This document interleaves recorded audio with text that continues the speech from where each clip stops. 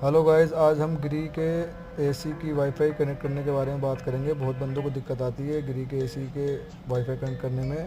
तो ये गिरी प्लस का नया अपडेट है इसमें, क्योंकि बहुत बार बंदे गिरी प्लस ऐप्स को ऑन करने के बाद ये एसी जो लिखा है इसमें जाके एक डिवाइस कनेक्ट करते हैं, जिससे 69 पर आकर रुक जाता है। अभी इस गिरी प्लस का नया अपडेट आया है। आप जैसे इस ऐप्स को खोलोगे तो आपकी डिवाइस का नेम यहाँ पे सर्चिंग में शो होने लगेगा। इसको जैसे आप क्लिक करोगे तो ये सर्चिंग डायरेक्ट चालू हो जाएगी 100 तक।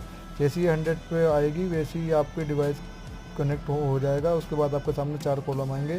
लिविंग रूम, उसको आप सेट करके जो भी बेडरूम का नाम डालना है, उसके बाद अपने फ़ोन से अपने एसी को आप कनेक्ट करके यूज़ कर सकते हैं। ऐसी इंफॉर्मेटिव वीडियो के लिए वीडियो को सब्सक्राइब करना ना भूलें।